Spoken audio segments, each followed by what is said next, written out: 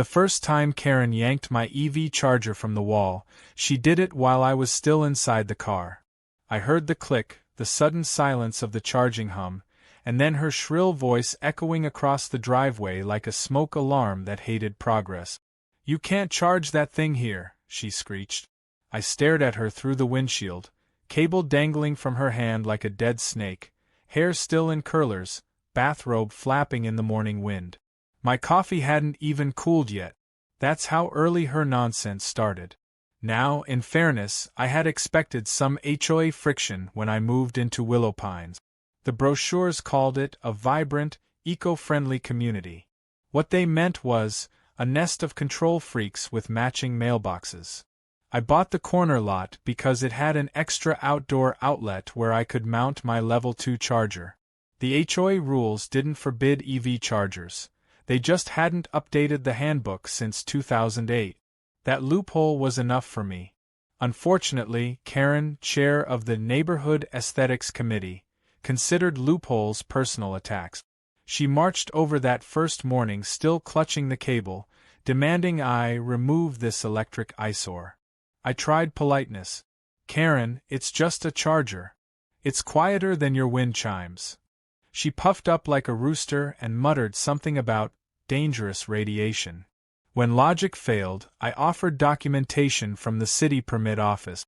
She waved it away like holy water on a vampire. Then she called an emergency HOA meeting before I even finished breakfast. By the following afternoon, a folded notice appeared on my porch. "Unauthorized equipment visible from the street," it read, "must be removed within 72 hours. I laughed. The notice wasn't signed, but the penmanship screamed Karen. Tight cursive, letters so angry they almost broke through the paper. I snapped a photo, emailed the HOA board, and attached the building permit. My message was short: legal installation. Please confirm before I remove anything. I expected some bureaucratic pushback.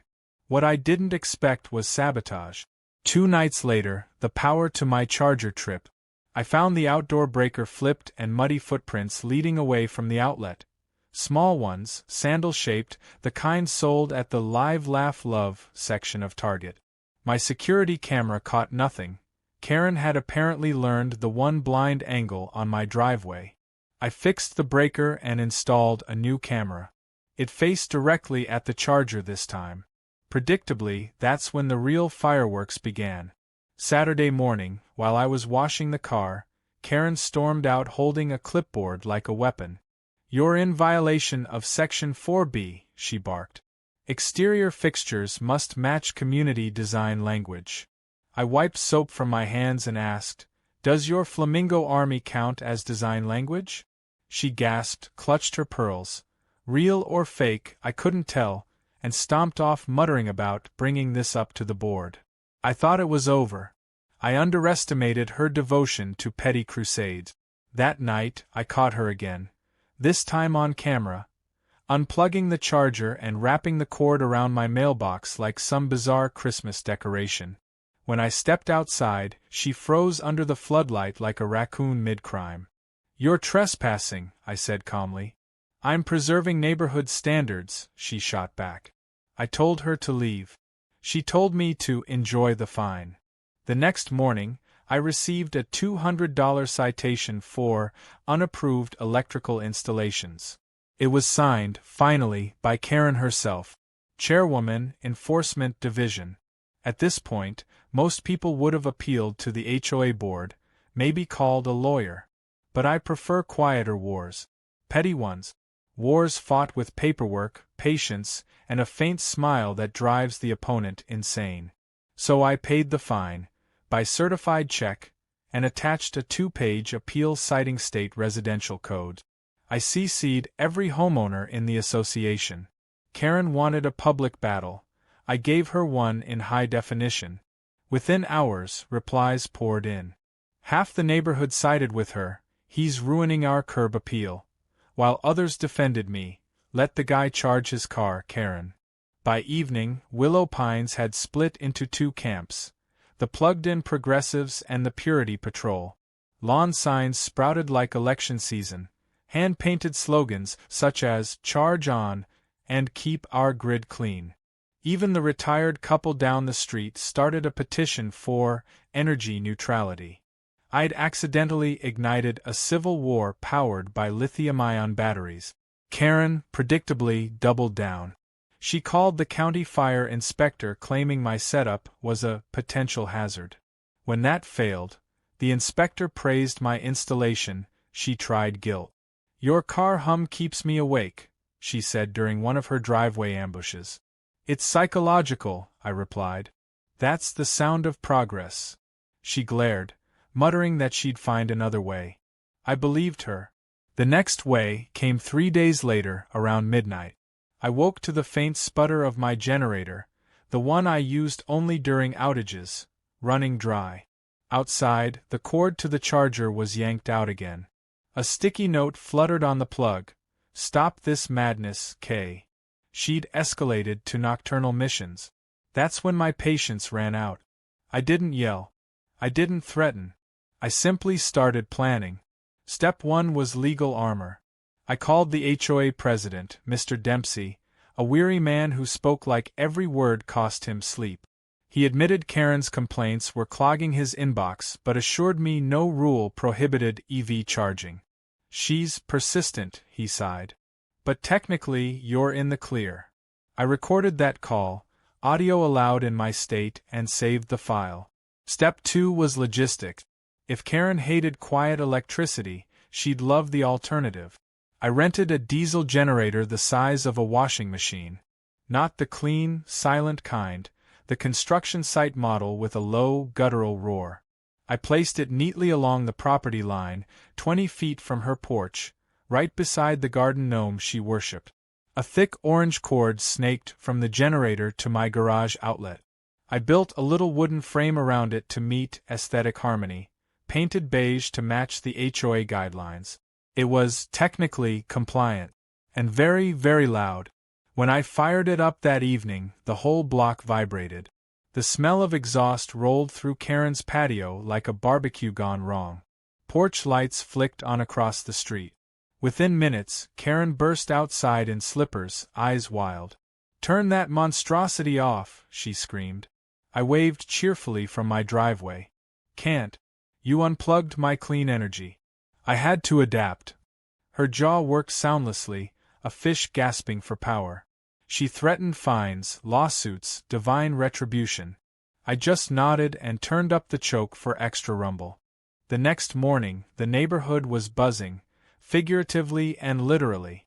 Some folks laughed, others complained, but everyone knew what had happened. Karen called another emergency HOA meeting. I arrived with a flash drive of video evidence. Every time she'd unplugged my charger, trespassed, left notes. I also had the recorded call confirming my compliance. When she began her tirade about noise pollution, I let the president play the files. The room fell silent except for her own voice caught on camera, unplugging cords under moonlight. The vote wasn't close. Her motion to fine me failed 11-1. The board issued her a warning for harassment.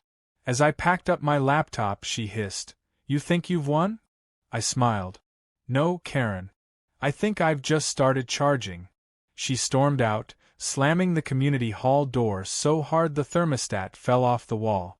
That night, for the first time in weeks, my charger hummed undisturbed. But I knew her kind of fury doesn't die, it smolders. I could already sense she was plotting the next move. What I didn't know was just how far she'd go once the smell of diesel got under her skin. The diesel generator lasted exactly 48 hours before Karen lost what remained of her composure. At first, she tried to outlast it. I'd see her sitting on her porch with a sun hat and a glass of lemonade, pretending the fumes didn't bother her. But by the second evening, she'd started twitching every time the motor coughed.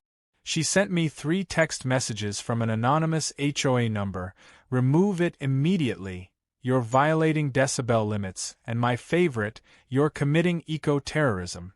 I ignored all of them. The HOA rulebook listed maximum noise levels only for pool pumps and leaf blowers. Diesel generators weren't even mentioned. I'd checked twice.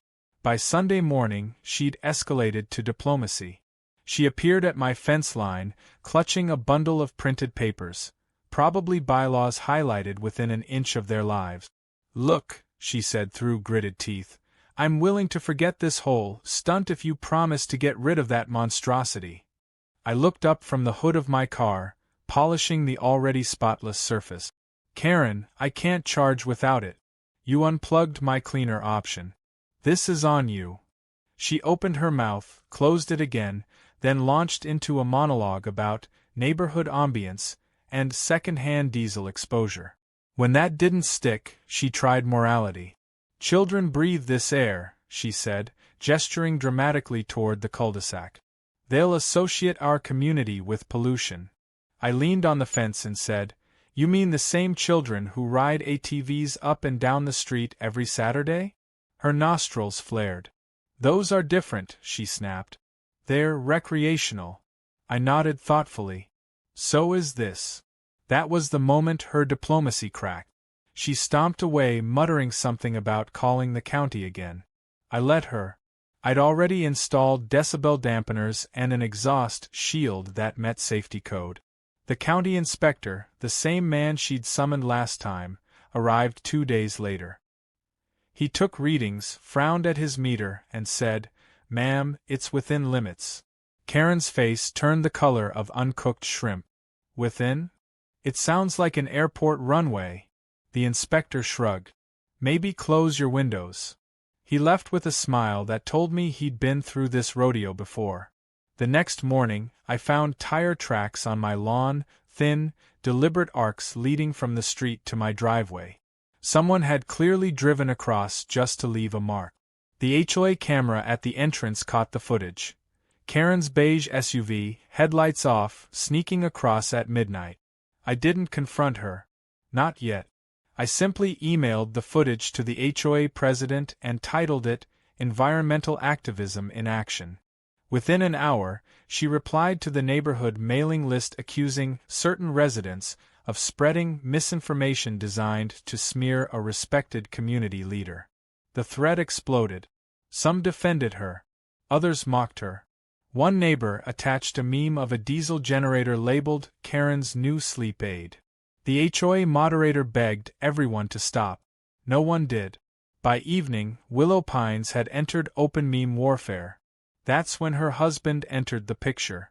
Until that week, I'd never seen him. He was a quiet, bald man named Richard who mostly hid behind his garage working on wood project. One afternoon, he approached me awkwardly while I was coiling extension cord. "Hey, could you maybe turn that thing off after 9 p.m.? he asked. "Karen can't sleep, and well, when she can't sleep, nobody can." His tone wasn't hostile, more like a hostage negotiator trying to save lives. I almost felt sorry for him. "Richard, I'll make you a deal," I said. "Tell your wife to stop trespassing and sabotaging my stuff, and I'll install a timer." He looked at the ground. She doesn't really listen to reason." I handed him a copy of the video evidence I'd submitted to the board. "Maybe she'll listen to proof." He took it like a man accepting his own eviction notice. 2 days later, the generator mysteriously went silent overnight. When I stepped outside, the fuel line had been neatly cut and capped. The handiwork was precise, too clean for a random act. I knew immediately whose scissors had done it. Karen's patio light flicked on just as I discovered the damage. She stood there in a robe, sipping tea, smiling faintly. "Guess it ran out of gas," she said sweetly. "You should really be more careful with maintenance." I didn't rise to the bait. I just nodded and walked back inside. That night, I ordered 2 motion sensors, a backup fuel tank, and a remote camera disguised as a birdhouse. The next evening, I set up everything quietly, no lights, no sound. Then I waited. At 11:47 p.m., the birdhouse camera caught her creeping across the lawn again with a flashlight wrapped in red cellophane, trying to hide the beam. She crouched by the generator, fiddled with something, and slipped away. The next morning, I found the generator fine, but the charger cord slashed clean through. Not torn, not bitten, cut. She'd moved her war from noise to utility.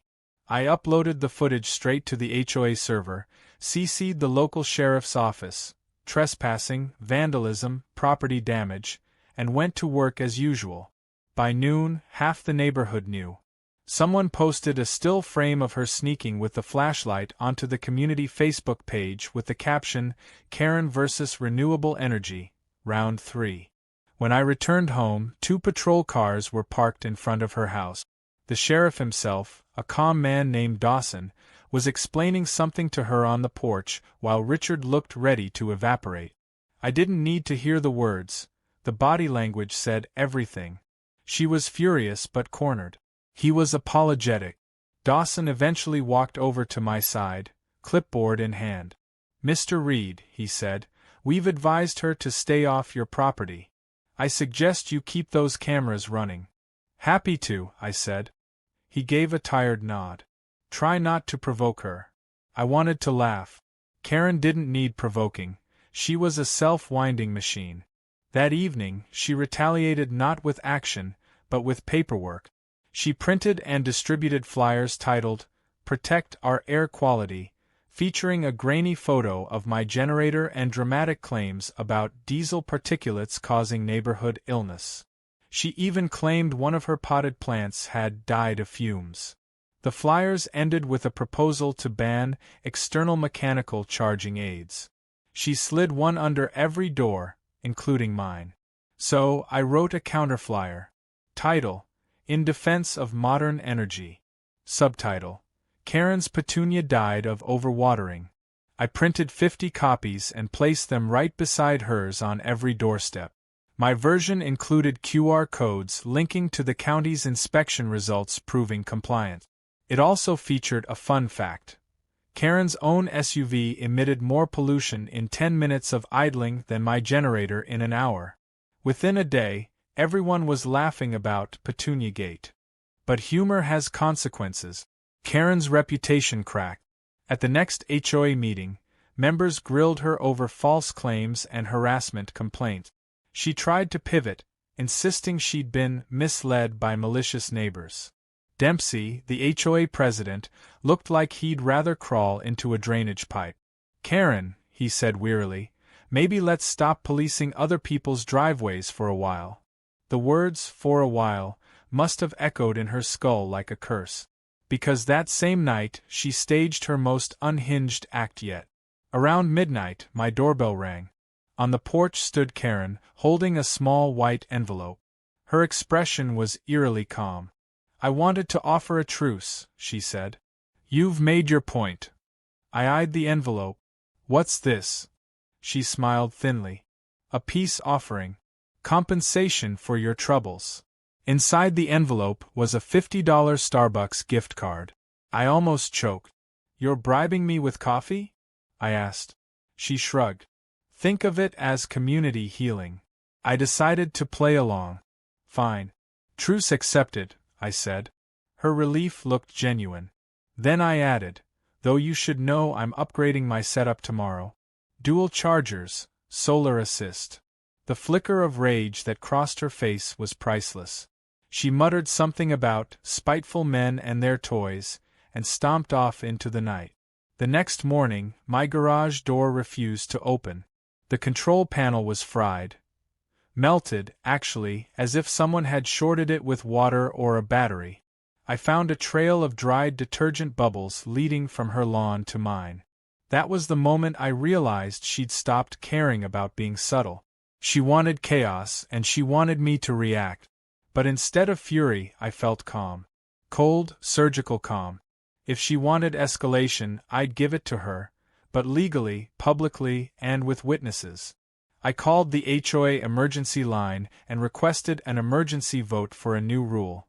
Tampering with utilities or property infrastructure results in immediate suspension of HOA privileges. Dempsey groaned but scheduled it. The date, Friday. 3 days to prepare. 3 days to let Karen think she'd won. She paraded around the neighborhood smiling like she'd vanquished evil itself. I let her, because by Friday night, she'd be sitting in front of the entire board while every neighbor watched the footage of her little bubble sabotage.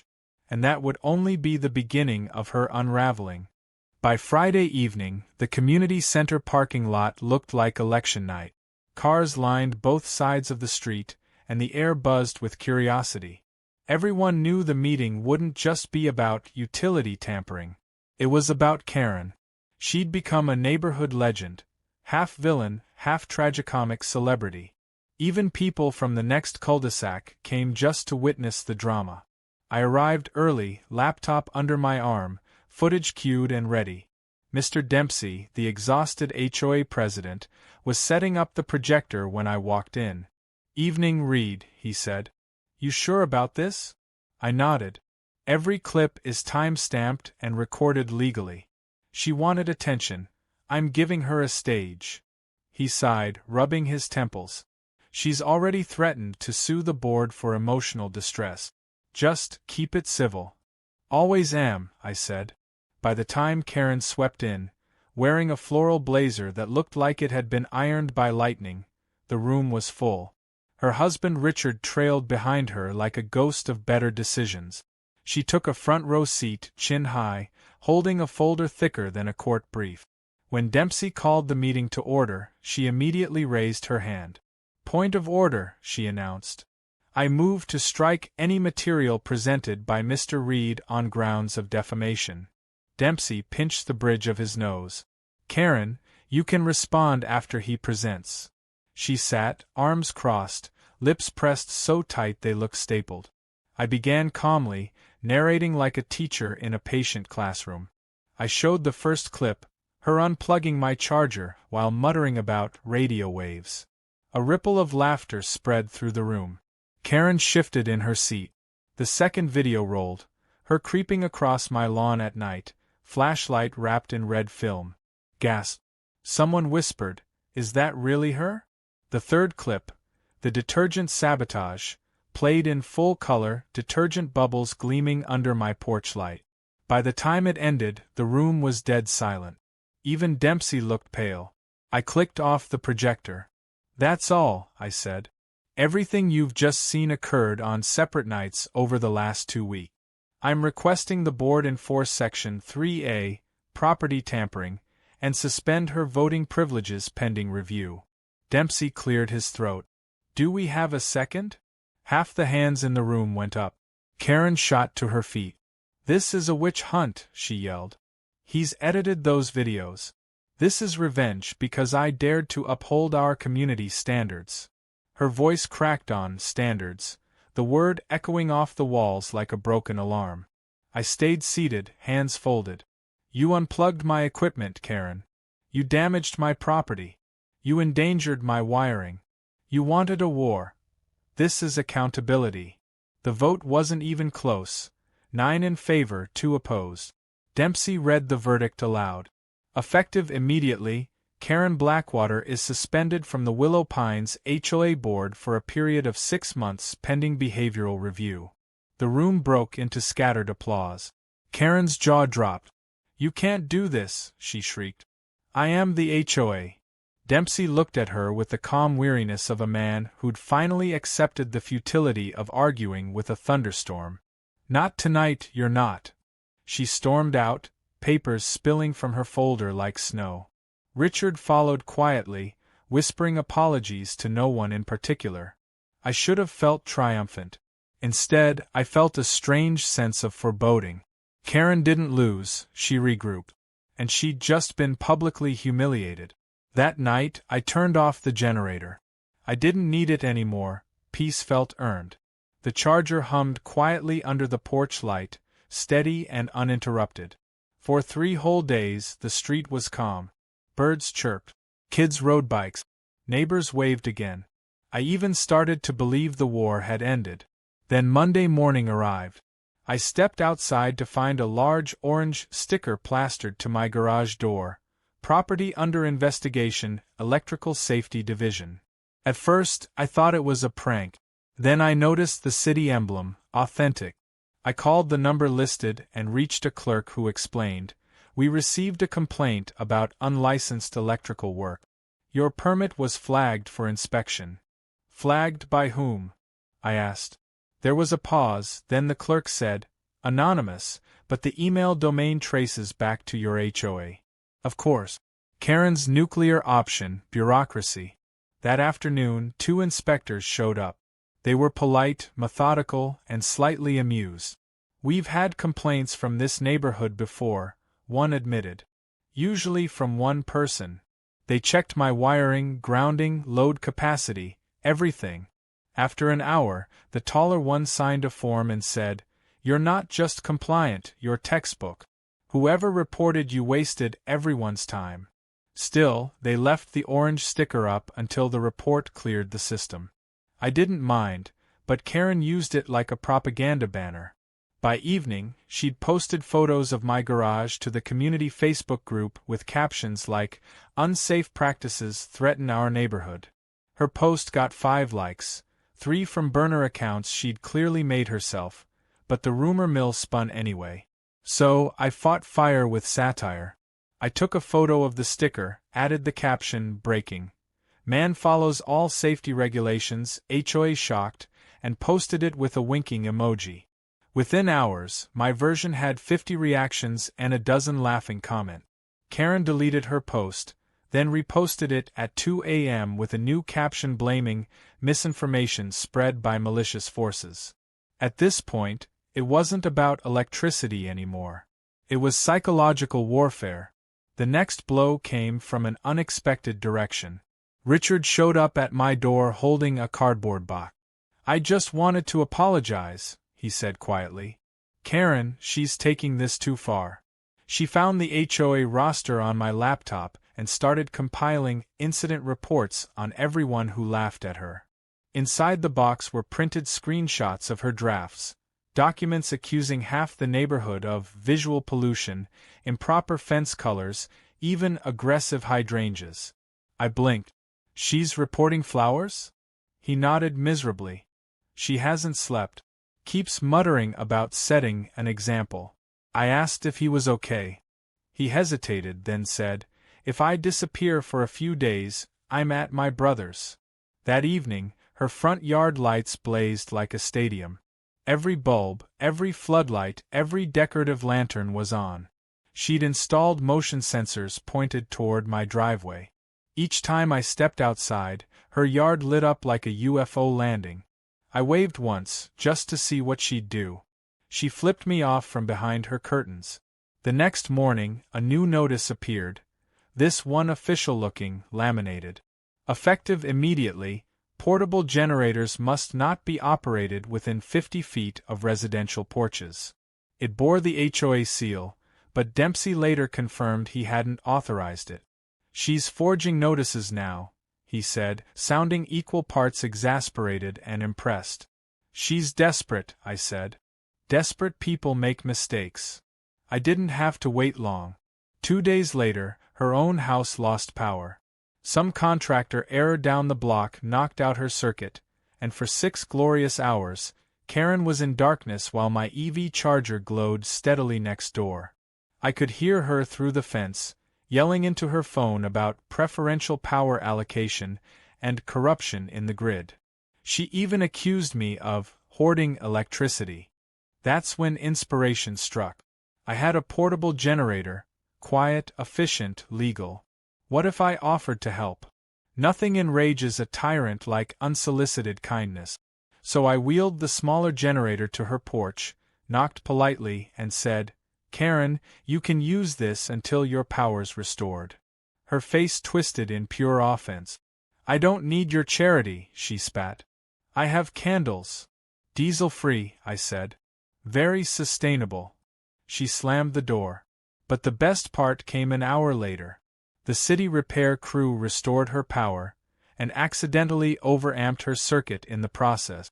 Half her outdoor bulbs blew simultaneously, raining glass across her driveway. From my porch, it looked like a fireworks show dedicated to irony.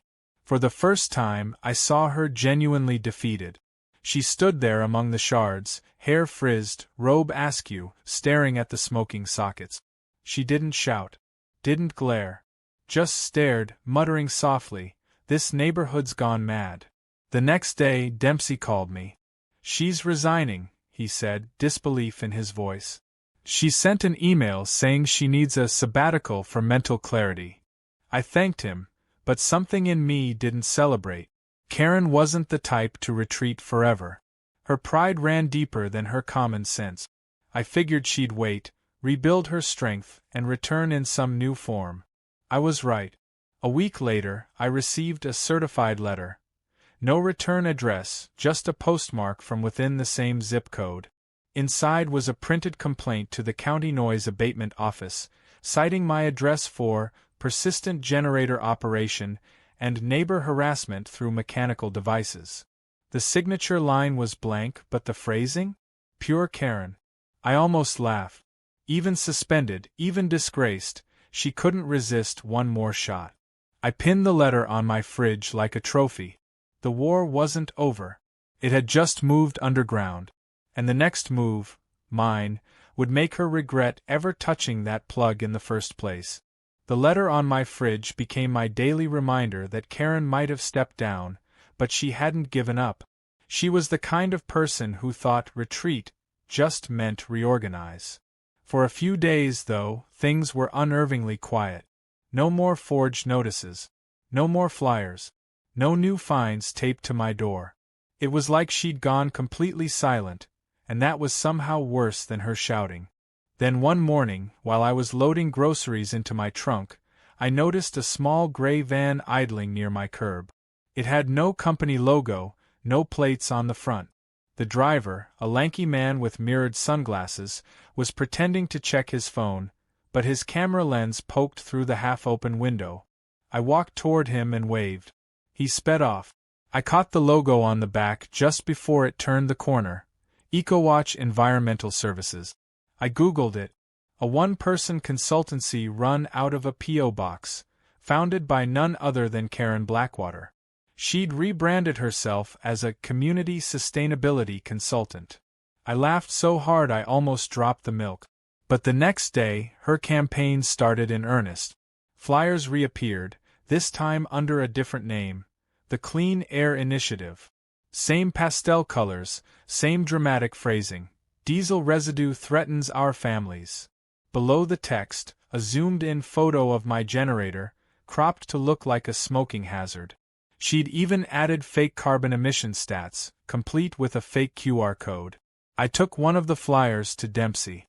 He rubbed his eyes and said, "She's technically not on the board anymore, so this isn't our problem." "It becomes your problem," I said, "when she's impersonating a civic authority." He sighed. "You really want me to poke that hornet's nest again?" "I'm not asking you to poke it," I said. "Just don't swat me when I do." He muttered something about therapy bills and waved me out. That weekend, Karen doubled down. She rented a small sound meter, one of those decibel readers, and started walking around the neighborhood taking readings. She'd pause in front of houses, scribble notes, shake her head dramatically. Every time she passed my driveway, she'd look directly into my Ring camera and announce, "Documenting non-compliant noise activity." So I gave her something worth documenting. At noon on Sunday, I fired up the generator, not for power but to run my pressure washer. The roar filled the cul-de-sac. I made sure to wear ear protection, safety goggles, and a shirt that said Certified Noise Hazard. Within minutes, Karen came marching down the sidewalk, decibel reader in hand. "You're violating every known limit," she screamed over the sound. I turned off the machine and smiled. "You're trespassing again, Karen." "I'm gathering evidence." "Perfect," I said. "Me too." I pointed to the camera above my garage. She froze. Her face did that twitchy thing people do when they realize they're in the wrong but refuse to admit it. Then she spun around and stomped back home. That night, my phone pinged with an email from the county office. Subject line: Notice of Noise Complaint. Attached was a formal letter with her name listed as Community Representative, Clean Air Initiative. It was her, in official cosplay. The next day, I visited the county office in person. The clerk behind the desk, an older man with half-moon glasses, read the complaint aloud, then looked at me over the rim. "You're the guy with the charger, right?" "Guilty." He chuckled. We get these every few months from her. She even claimed one resident's koi pond violated air standards. Don't worry, this will be tossed. Appreciate it, I said. Then I leaned closer. Do you take anonymous tips? He grinned. If they're good ones. That night, I became Karen's worst nightmare, a bureaucratic phantom. I filed 3 anonymous reports through various civic channels, one about improper waste disposal from excessive lawn fertilizer, another about light pollution exceeding residential lumen limits, and a third about unauthorized environmental consultancy operations using HOA branding. Each complaint was factual, provable, and traced right back to her antics. Within 48 hours, a county vehicle rolled up to her driveway. I watched from my porch as an inspector took photos of her overlit front yard, measured chemical runoff near her garden hose, and handed her a notice. She looked like she was about to vaporize on the spot.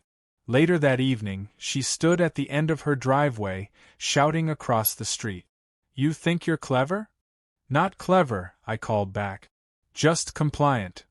You're destroying this community. I shrugged.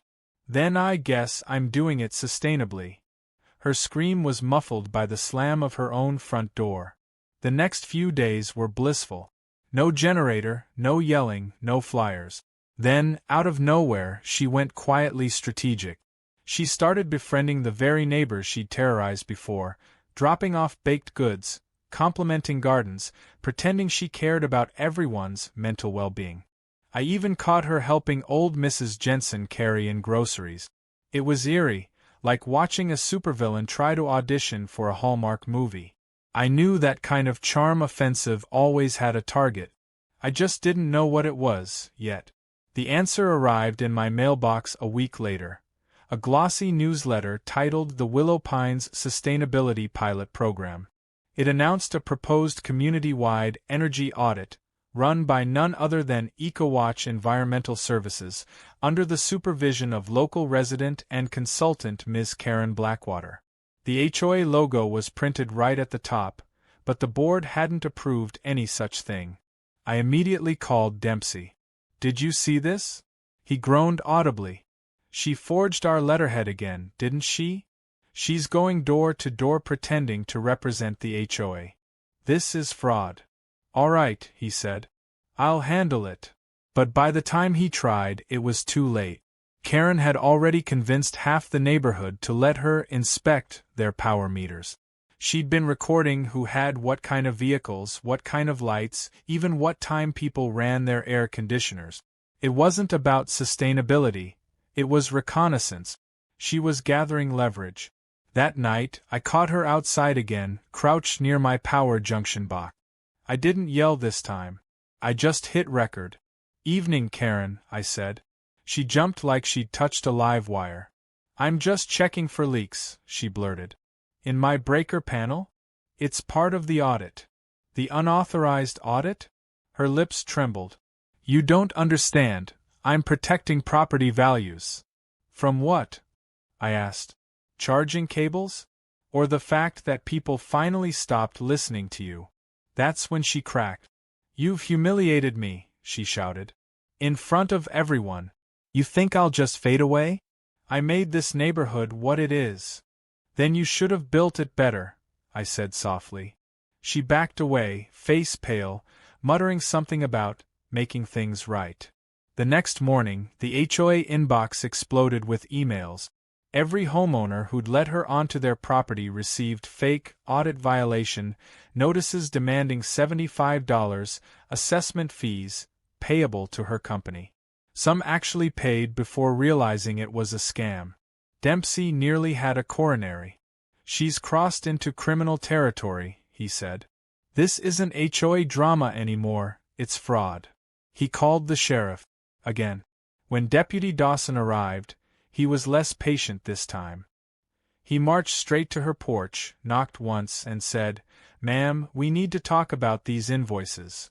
I couldn't hear her words, but I saw her gesturing wildly, then slamming the door in his face.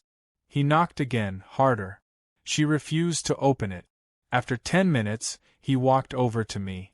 "We'll get a warrant if needed. You've got her on video last night, right? Sure do, I said, handing him a USB drive. He smiled faintly. You've made my paperwork easy, Reed. That evening, the lights in her house stayed off. For the first time since I'd moved in, her porch was dark, silent, and empty. No motion sensors, no cameras, no flyers. Just darkness. The next day, Richard returned alone. He came over, looking 10 years older than he had a week ago. She's gone, he said quietly.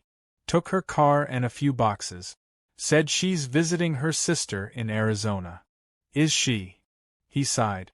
She doesn't have a sister. I didn't say anything. Just nodded and thanked him for telling me. For a moment, the neighborhood felt lighter, like someone had lifted a weight off the entire street. The next HOA meeting was peaceful, even friendly. People laughed. The kids played basketball again without her yelling about noise violations. Dempsey looked relaxed for the first time all year. But I couldn't shake the feeling that Karen wasn't done. People like her don't vanish, they regroup. Sure enough, 1 week later, a large package arrived on my porch. No return address. Inside was a brand new extension cord, coiled neatly, and a note written in familiar sharp handwriting. Every system has limits. Yours is next. The paper smelled faintly of diesel. When I found that note, the one that smelled faintly of diesel, I didn't panic. I just stood on the porch for a long time, reading those 6 words over and over. Every system has limit. Yours is next. The handwriting was unmistakable. Sharp, deliberate, all caps cursive that looked like it had been pressed through the paper. She wanted me to feel her presence, even from wherever she was hiding. I didn't call the cops right away. I wanted to see if she'd take the next step. People like Karen rarely stop at veiled threats. They need a reaction to feed their crusade. But I wasn't going to give her the satisfaction of fear. Instead, I went to work like normal, kept my cameras rolling, and added one more. A tiny lens hidden inside the porch lantern, pointing straight at the driveway. By Tuesday, I noticed the same gray van again, parked across from my house. The one from EcoWatch.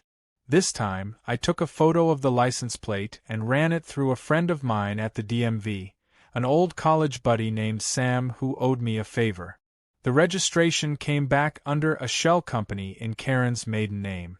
Not even subtle. That night, I emailed the sheriff's office, attaching the plate info and the note. Dawson responded within an hour. Keep your cameras on. We'll patrol by tonight. Do not engage. I didn't have to. At 1:13 a.m., the lantern camera caught movement. Someone crouching near my side fence, flashlight in hand. The image resolution was clear enough to see the curls of blonde hair under a hood. She was unscrewing something, the ground wire of my charger box. A minute later, she ran off, headlights flaring as the van peeled away. The next morning, I checked the charger. She hadn't damaged it completely, just loosened the wiring enough to trigger a grounding fault. It was deliberate sabotage meant to annoy, not destroy. The kind of stunt that left no permanent mark but forced me to react. I fixed the wire, locked the box, and installed a secondary latch with a passcode. Later that day, Dawson showed up again, visibly tired. She's been sending letters to the county office using fake stationery, he told me. Claims we're harassing her, that you're stalking her with surveillance drones. He sighed. We traced the envelopes back to a P.O. box in the next county. We'll get a warrant, but it's slow. So she's escalating, I said. She's unraveling, he corrected. But don't underestimate someone who's made a hobby out of petty warfare. The next 72 hours were strangely peaceful. Then came the smell. It started Thursday night, faint, oily, like exhaust mixed with something sweet. I stepped outside and found a small canister sitting behind my hedge, dripping fluid. The label read diesel exhaust additive. It had been deliberately punctured. The spill had soaked into the soil, inches from my garden bed. She wasn't just leaving messages now, she was contaminating property. I called Dawson again. This time, they sent a full evidence team. They photographed the canister, collected soil samples, and noted the partial footprint near the fence. Small, with a cracked sole.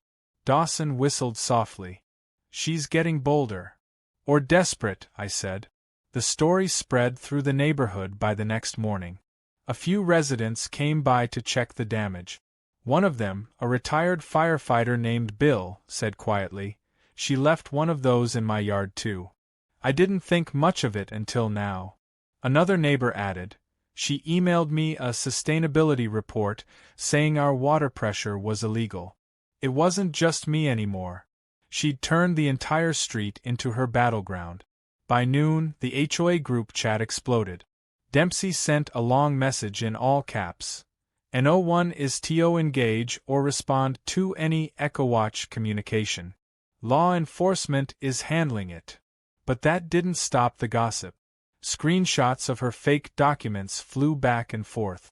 Someone even spotted her van parked outside the elementary school, taking noise readings. That night, I heard the generator rumble faintly next door. Except it wasn't mine, it was Karen's old backup unit, the one she used for her patio lights. Somehow, she'd set it up again, this time across town at an empty rental property. The irony was almost poetic. The woman who declared war on my generator was now running her own. But the poetry ended quickly when I realized what she was doing. The next morning, my Ring camera caught a delivery truck pulling up to my driveway. The driver unloaded a pallet wrapped in black plastic labeled diesel equipment parts. I hadn't ordered anything. He checked his sheet. "Special order for Mr. Reed," he said. "The sender's name?" "EchoWatch." Inside the wrapping were old exhaust filters, rusty, coated in soot, reeking like a junkyard. It was a trap. A setup. If anyone took a photo and sent it to the county, it'd look like I was hoarding industrial waste. I refused delivery. Made sure to film the entire exchange. The footage went straight to Dawson, who finally had enough to push for a warrant.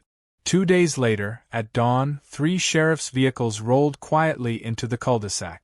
They parked outside the rental house where the gray van had last been seen. I watched from my porch as officers moved in, lights off, radios low. 10 minutes later, they escorted Karen out in handcuffs. Her face was pale, her expression oddly blank. They found stolen HOA documents, fake permits, invoices, dozens of forged letters, and half a dozen unlabeled canisters identical to the one she'd left near my garden. Dawson later told me she'd also been keeping a binder labeled Neighborhood Restoration Plan. Inside were printed photos of every house, each with handwritten notes like "too modern, too noisy, replace mailbox." Mine had a post-it, "remove charger permanently. Psychological win required." For a moment I actually felt sorry for her. She wasn't evil, just consumed by control. When the system didn't bend to her, she tried to rewrite it. They booked her for trespassing, vandalism, and environmental endangerment. She made bail within hours, of course. But the conditions of her release were clear. Stay at least 300 feet from my property and any HOA facility. The neighborhood threw an impromptu celebration that weekend. People brought out grills, kids drew chalk murals on the sidewalk, and someone even hung a banner reading, "Power restored to the people." For once, Willow Pines felt like an actual community again. I kept my distance, smiling quietly from my driveway. Victory wasn't supposed to feel loud, it was supposed to feel clean. Then, just as the sun dipped below the horizon, I got a text from an unknown number. "You think I'm gone. But you still don't understand. The grid always loops back." I stared at it for a long time. The wording was strange, half threat, half riddle. I forwarded it to Dawson, who confirmed the number was a prepaid burner phone purchased 3 towns over. He told me not to worry. She's trying to stay relevant. Ignore it. But I couldn't shake the image of her standing in my driveway weeks earlier, ranting about systems and control. It wasn't the message that bothered me, it was the implication. She wasn't threatening another attack. She was planning something cyclical, something that would keep spinning even after she was gone. I didn't have to wait long to find out what. 3 days later, my power flickered at exactly midnight. Then again at 12:07. Then off completely at 12:12. My house went dark, my backup system kicked in, and all at once every porch light on the street blinked in unison like a synchronized signal. The entire neighborhood grid was pulsing, on, off, every few seconds. I stepped outside and heard it, the low, rhythmic chug of a generator echoing faintly from somewhere nearby. Not mine. Not any of the neighbors. It was distant but constant, like it was feeding power into the neighborhood instead of drawing it. I followed the sound in my truck, driving slowly down the back road until I saw it, an old storage shed near the edge of the woods, its windows glowing faint blue. Inside, through the slats, I saw the outline of the same diesel generator she'd used before, hooked into an array of cables leading underground. She'd found a way to splice into the local transformer box, creating a feedback loop that overloaded the neighborhood's grid. The note had been literal. Every system has limit. She was testing mine, and everyone else's. I called Dawson immediately. His first words were, "We're on our way. Stay put." But I didn't stay put.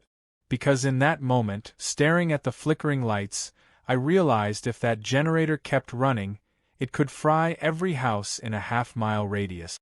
I grabbed a wrench from my truck, walked straight to the shed, and yanked the main cord free.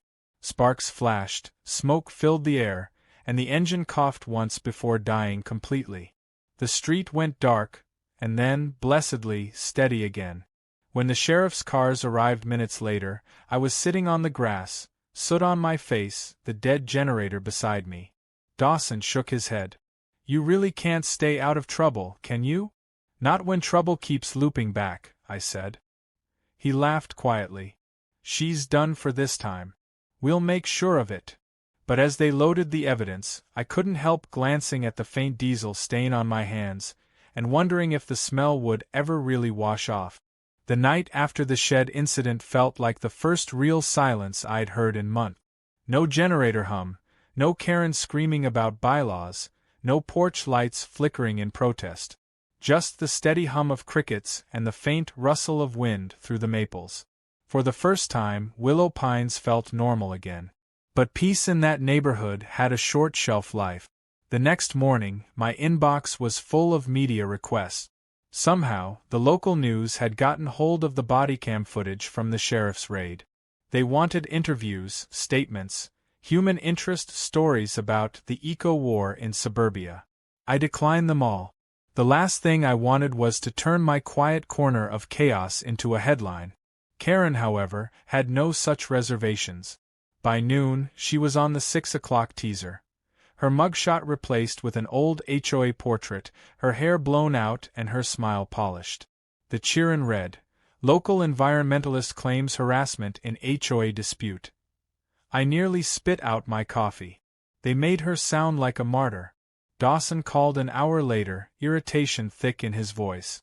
"She's spinning it. Claims she was conducting independent infrastructure testing, and that you destroyed valuable research equipment." I laughed. "Research?" "She wired a diesel engine into a public transformer." "Yeah, but she's got a lawyer now," he said. "They're arguing the system malfunctioned accidentally and you tampered with the evidence. So she's turning sabotage into science. Basically. Don't talk to the press, don't post online, and keep your cameras running." "Already are," I said. I didn't realize how right he was to worry. The story went viral. Within 24 hours, Willow Pines became a hashtag. People online split into two camps, hashtag Team Karen and hashtag Charge on Reed. Strangers who'd never seen our neighborhood argued about noise pollution, fossil fuels, and whether HOA rules were tyranny or salvation. My mailbox filled with letters, some thanking me for standing up to green bullies, others calling me a corporate stooge for big power. It was absurd, but it had an effect. Karen might have been legally restrained, but now she had digital soldiers, anonymous avatars defending her honor and quoting her fake manifesto like scripture. Then the threats started. Someone dumped a pile of sand in my driveway with a note scrawled in black marker. Asterisk, stop poisoning our planet. Asterisk, another night, I found my recycling bin overturned, the contents arranged in a perfect circle with a toy solar panel at the center. It wasn't just her anymore, it was her ideology gone feral. Dempsey called a special HOA meeting to calm the chaos. He opened with, "We are not a political arena, we are a neighborhood." Nobody listened. One man stood up and shouted that Karen was the conscience of Willow Pines. Another accused me of destroying community trust.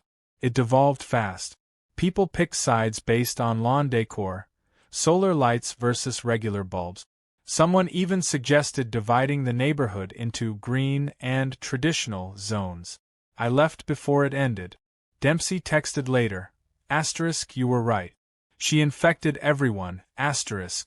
A few nights later, I heard the sound again, the faint hum of an engine. I jumped from bed, adrenaline flooding my chest. For a split second, I thought she'd somehow come back. But when I looked outside, the sound was coming from my own garage. The generator had turned itself on. I rushed down and found the start switch jammed in the on position, the remote control missing. I yanked the cord, and it finally died. The smell of diesel hung thick in the air. I checked my security feed. Nothing. Whoever had done it had used my blind spot again. Then, an hour later, my phone buzzed. A new video uploaded to the same viral thread that had been following the story. The title read, asterisk, local man stages diesel drama to frame HOA hero. Asterisk, it was heavily edited footage, clips from old recordings stitched together to make it look like I'd faked everything. My own voice was spliced to say, this'll make her look crazy. It had Karen's fingerprints all over it. She wasn't just back, she was fighting digitally. The video spread fast. Comment sections filled with hate. One neighbor even stopped me on my morning walk. Hey man, he said awkwardly, I don't know what's real anymore, but maybe you should, move.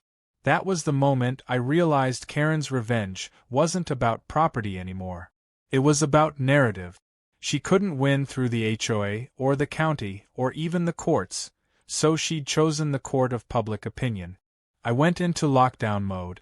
I deleted old social profiles, locked my devices, encrypted my home network, and switched all camera feeds to offline storage. Still, the sense of being watched never faded.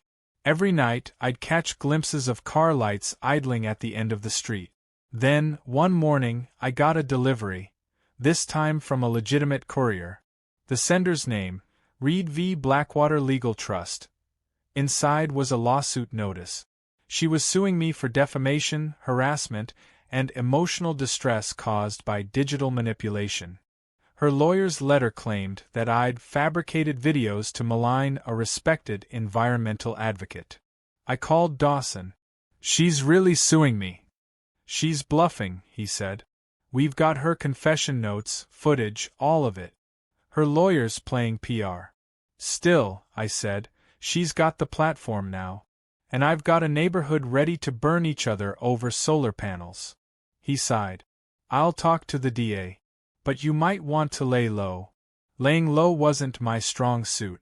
I spent the next few days tracing digital breadcrumbs from her online campaign. One of the accounts posting the fake videos used a VPN, but I noticed something strange.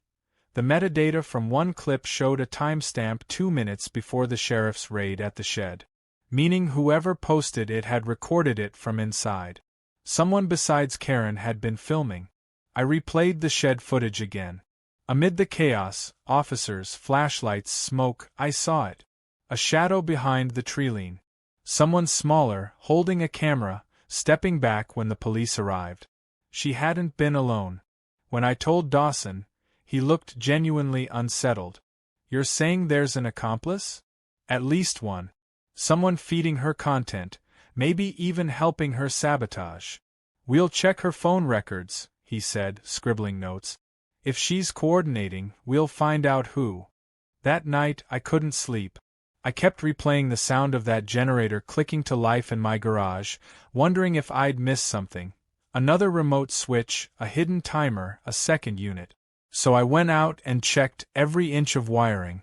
Near the back wall, I found it. A small black transmitter duct-taped behind the breaker panel. A wireless starter relay. Someone had been triggering it remotely. I unscrewed it, bagged it, and sent Dawson a photo. His reply came fast. Asterisk, that's military grade. Not something you buy at Home Depot.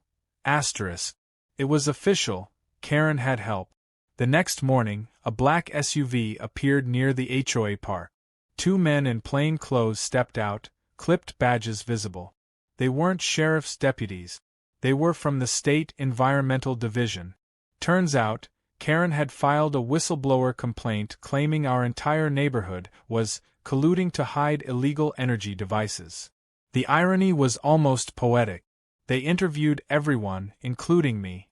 I handed over everything, footage, correspondence, even the note from the package. They promised to file charges for false reporting if they traced it back to her. That night, I walked the street in near total silence. The houses glowed softly, their porch lights steady. No flickering. No hum. For once, everything felt aligned. But something in my gut still buzzed. A tension that hadn't gone away since the day she first unplugged that charger. At 11:48 p.m., my doorbell rang. No one was there. Just a single flash drive taped to the doormat.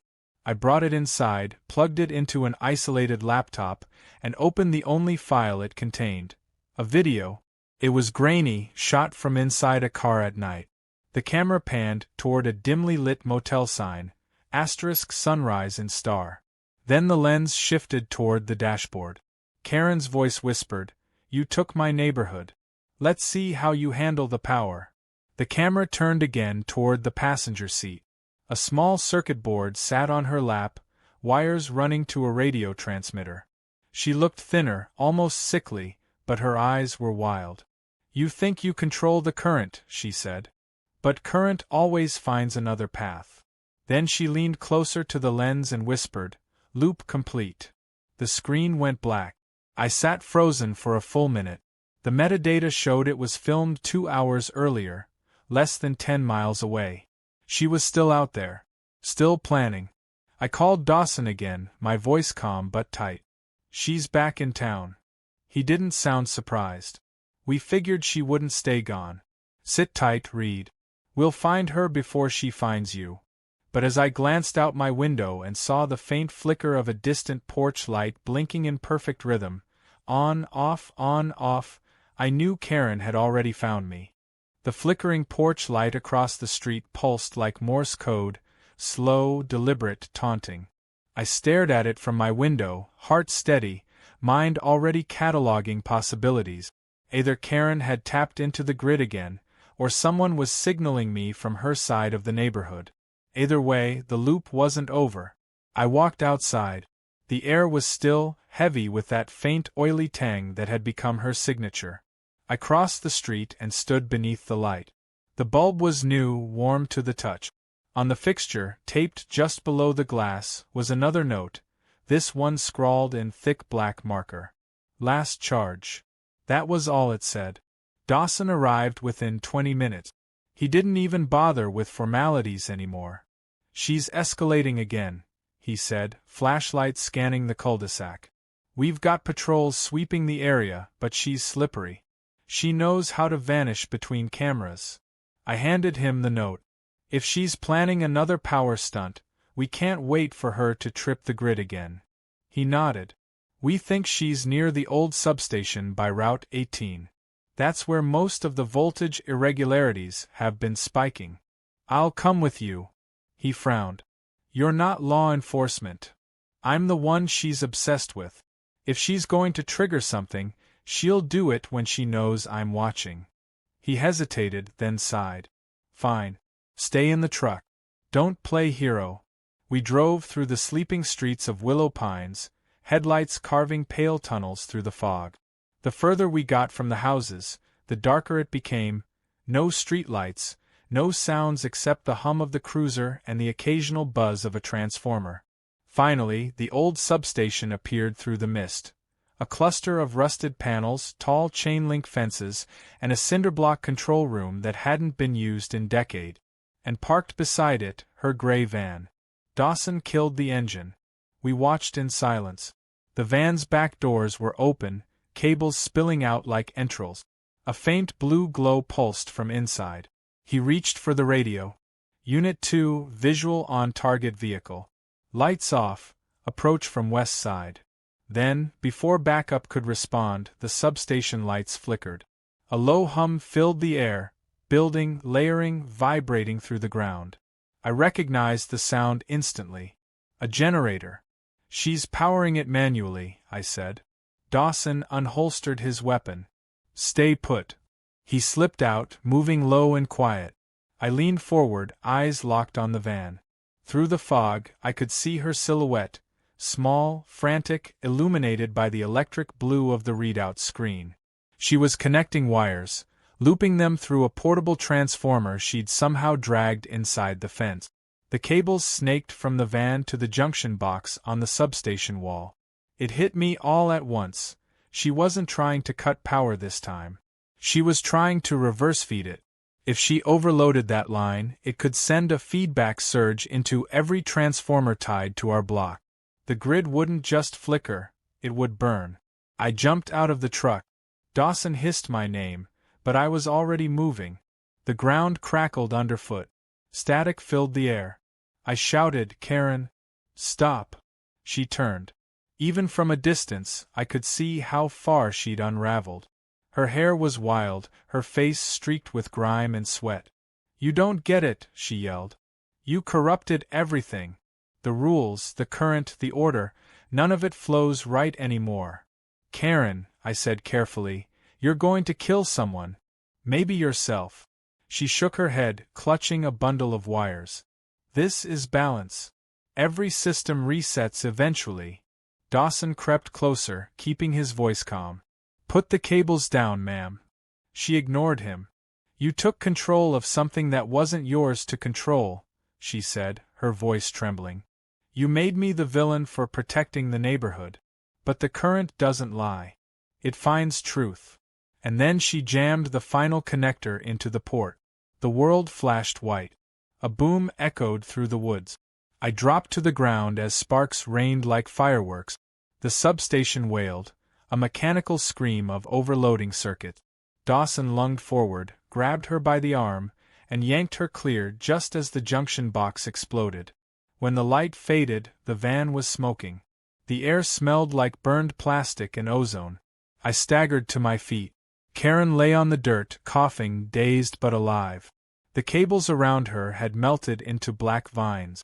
Backup units arrived seconds later, blue lights bouncing off the metal fences. Paramedics rushed in, and Dawson waved them over. "She's lucky," he muttered. "Could have fried herself."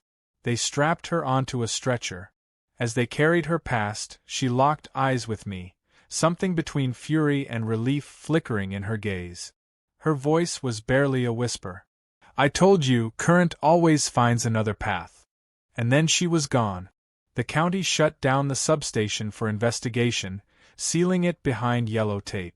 News crews swarmed by morning, turning it into a circus again. But this time, nobody called her an environmental hero. The official report labeled it malicious electrical tampering. She was hospitalized under observation, pending psychiatric evaluation and federal charges for grid interference. For the first time since she'd appeared on my driveway, the neighborhood exhaled. Over the next few weeks, life settled into something that almost resembled peace. The HOA board quietly voted to dissolve her old committees. Dempsey retired, citing chronic exhaustion, and the community finally replaced those uniform mailboxes she'd once defended with such zeal. Every house got its own style, its own color. It was like the whole place had rediscovered individuality. Richard eventually came by, holding a stack of forms. "They're letting her plead down," he said quietly. "No prison, but she's being transferred to a facility. She's not well."